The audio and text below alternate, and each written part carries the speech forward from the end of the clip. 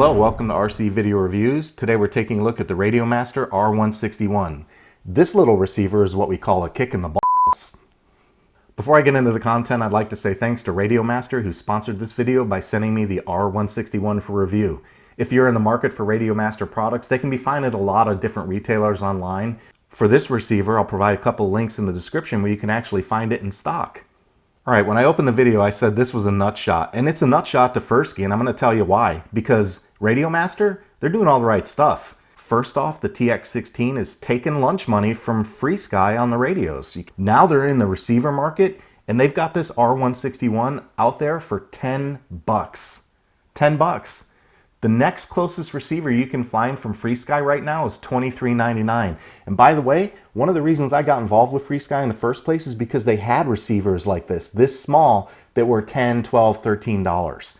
I always thought that was really cool of them to put products like that on the market because they make things more affordable. Now FreeSky average pricing on receivers has got to be north of $20. Meanwhile, Radiomaster's coming in with s.bus receivers at 10 bucks. I don't know how you beat it. So today I'm going to show you how to bind the receiver. I'm going to talk a little bit about these two little straggler wires hanging on, and then for bonus footage I'm going to show you how to do frequency tuning on OpenTx. So stay tuned, we got a lot to cover. Hey, if you like the work I do here on RC Video Reviews, please consider joining me on Patreon. For about the price of a cup of coffee, you can help me keep making videos just like this one. If you'd like to help out, there's a link in the description and on your screen. Okay, I'm going to get right to the meat and potatoes of the issue, and it's probably why you're here. First, let's look at how to bind this receiver. One of the outstanding mechanical features on this Radiomaster line of receivers are these mechanical buttons. So you don't need special tools. You don't need a bind plug. You don't need a screwdriver. You don't need anything. Here, I'm going to hold this next to my mic so you can hear it. See, it's just got a real easy mechanical click button right there, and that's all you do to enter bind mode. So I'm going to enter bind mode first by holding down the bind button and then powering up the receiver. And I'm using my trusty M8S by Toolkit RC for power. First, press and hold the bind button and then plug in power. And when you do that, you should see a green and red solid light.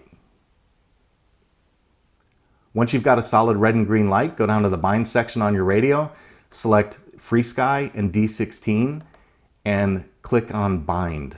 Pick telemetry on or off and then press the jog dial and you'll immediately see the red light start to blink. Once that's complete, remove power and then reapply power and you should see a solid green light. Next, we'll verify the bind by making sure we have control channel output on the M8S. So I'll move the aileron, which I normally keep on channel 1. There's elevator, throttle, and then rudder. And then for the rest of the channels, I've assigned 5 through 16 to my left slider. So you can see channels 5 through 8 going up and down there. And I'll skip over to channels 9 through 16 and you can see those moving up and down there. So solid bind, all 16 channels on the R161. The next thing we want to do is add telemetry sensors. So page left one time and go down to discover new sensors. And there you go. You've got TRSS, TQLY, RSSI, and RXBAT. There is no VBAT input on this one like on the R168, unfortunately, but this really isn't designed to be a standalone receiver. This should be going along with a flight computer anyway, and hopefully you can get that information either off of a camera or off your flight computer. The next thing I want to take a look at is frequency tuning. I get this question a lot, and the answer is real simple. If you're not sure on whether or not frequency tuning is required, the answer, according to the multi-protocol developers, is that if frequency tuning shows up on a bind, you should perform it. That's the simple answer. And it is a per protocol number. So for example, if you use FreeSky D16, you can use one value for FreeSky D16 receivers. The first thing to do is go into Model Setup and scroll down to your radio section and notice there's a line item that says RF frequency fine-tuning. The instructions on the multi-protocol module website do not include setting the radio in low power mode. For that reason, I'm not going to do it.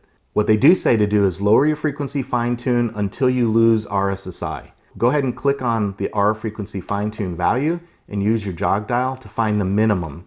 I already know where this one is, kind of, so I'm going to scroll down there real quick. And now I'm going to slow down. Once you start getting in that range, you want to slow down because the RSSI will drop off really quickly. And that's the guidance. You lower this value until the receiver loses the connection with the radio.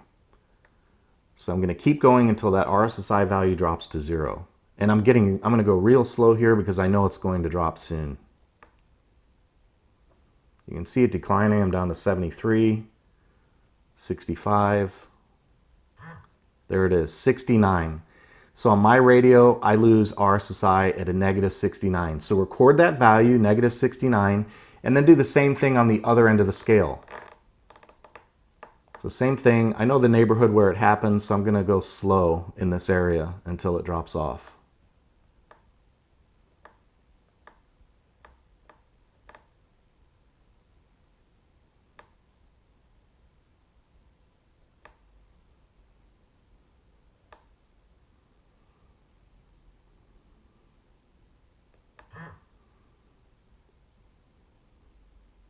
There it is, 62. So my values are 69 and 62. You simply add those together and divide them by 2. In my case, negative 69 plus 62 gives me a value of negative 7. You divide that by 2, it's negative 3.5. So I'll set mine to negative 3. And there we go. That's frequency fine-tuning. Next up, let's take a look at the weight. The book calls for 5.8 grams with the case and 3.6 grams without the case. So there we go, 6 grams.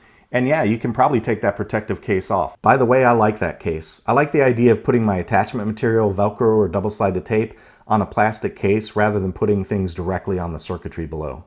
And given that the case only adds about 2 grams of weight, I can live with that. As far as dimensions go, the length is 26.5 millimeters. The width is 21.2 and the height is 8.47 or 8.5. Regarding the rest of the specifications, this is an s.bus/s-port receiver. It supports 16 channels. It has a frequency range of 2400 to 2483 megahertz, which is 2.4 gigahertz. It's got a power supply input range of 4.5 to 6 volts. The protocol is D16V1, and it supports s.bus out and s-port. The telemetry supports flight control telemetry and RSSI. Radiomaster claims a range of more than 1 kilometer. Fail-safe options include custom, hold, and no pulses, and the antenna length is about 15 centimeters. Here's a look at the wiring diagram on this receiver. You got negative on the top, positive in the middle, signal on the bottom, and then your S-port and RSSI outputs. If you want to connect an S-port device, use the blue wire, and if you want to use analog RSSI out, you can connect it to the green wire. All right, that wraps up my first look at the Radiomaster R161. We covered how to bind it, how to add telemetry sensors, how to do frequency fine-tuning, and we looked at all the specs and measures of the receiver. Next up is to put it in a plane and take it out for a fly. I've got a couple ideas for this. One of them is the drift. I'm using a FreeSky XSR receiver in there right now, and this would be an easy straight-up replacement for that. So look for that upcoming on the channel. I hope you enjoyed the content. If you do like this type of material, please make sure to hit that subscribe button. You know, a full 60% of the people that watch my videos don't subscribe. And it really does matter for small channels to have a subscriber base and to hit that notification bell so you know when new material hits the channel.